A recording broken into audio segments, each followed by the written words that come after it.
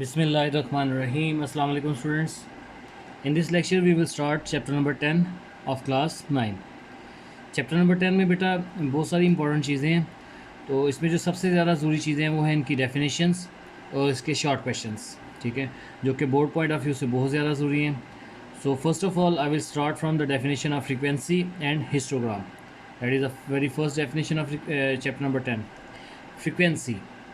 Frequency जिस तरह से साइंस के स्टूडेंट्स इसको बड़े अच्छे तरीके से जानते हैं। फ्रीक्वेंसी मीन्स कि कोई चीज़ कितनी दफ़ा हो रही है, how frequent is something. So from frequent we came to know another word that is frequency means number of times. So इसी तरह की डेफिनेशन है, if a value X occurs n times in a data then n is called frequency of x। अगर कोई भी value है x, उसके अंदर कोई भी value x n times repeat हो रही है तो हम उसे क्या कहेंगे कि n ही उसकी फ्रीक्वेंसी है। Another definition, the number of times each value appears is called the frequency of that value.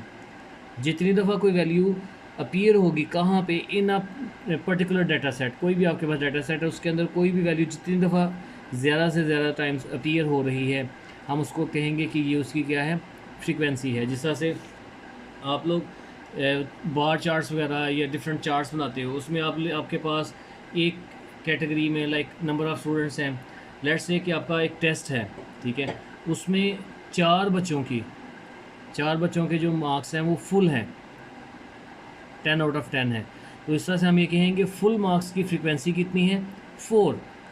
और 3 बच्चे ऐसे हैं जिनके मार्क्स 5 से कम हैं तो वो फ्रीक्वेंसी 3 होगी, ठीक है। इसी तरह से हम आगे चलते हैं और फ्रीक्वेंसी के साथ जो जुड़ी हुई सेकंड वैल्यू है दैट इज़ हिस्टोग्राम। हिस्टोग्राम को स्टडी करते हैं। When a bar chart for a given data is constructed, जब भी हम बार चार्ट बनाते हैं, अगर आपको साथ ही डायग्राम में नज़र आ रहा होगा एक चार्ट बना हुआ, इसको मैं बाद में समझाता हूँ, is constructed so that area of each bar, जो कि एरिया ऑफ ईच बार है, is proportional to the frequency of the corresponding group.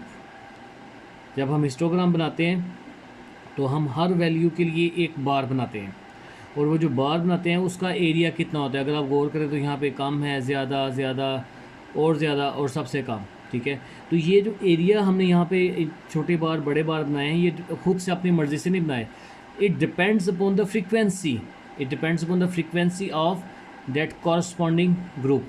This chart is called histogram. और जब हम ये सारा काम करते हैं तो जो चार्ट हम बनाते हैं उसको हम क्या कहते हैं, histogram.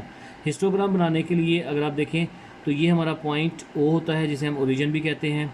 This is the Y axis, इसको हम वाई से डिनोट करेंगे, and this is X axis, इसको हम एक्स से डिनोट करेंगे, ओके। अब यहाँ पे वो वैल्यूज़ हैं जो कि चेंज नहीं होंगी, which will remain constant. For example यहाँ पे टाइम दिया हुआ है 1 hour, 2 hour, 3 hour, 4 hour and 5 hours. और यहाँ पे किसी चीज़ की अकरेंस है, ठीक है, कोई फ्रीक्वेंसी है, फॉर एग्ज़ाम्पल कि 1 घंटे के बाद कोई कितनी दफ़ा कोई चीज़ अपीयर होती है, ठीक है। यहाँ पे टेबल बनाया हुआ है 0, 2, 4, 6, 8, 10, 12 एंड 14, ठीक है। So this is the frequency. अब सबसे पहली जो हमारे पास वैल्यू है दैट इज़ 1 आवर के बाद दैट इज़ जस्ट 2, उसकी अपीयरेंस 2 टाइम्स है, एंड आफ्टर 2 आवर्स उसकी अपीयरेंस बढ़ के कितने टाइम हो गई है, 12 टाइम्स, ठीक है। आफ्टर 3 आवर्स थोड़ी कम हुई है till 8 times, after 4 hour 6 times and after 5 hours 4 times.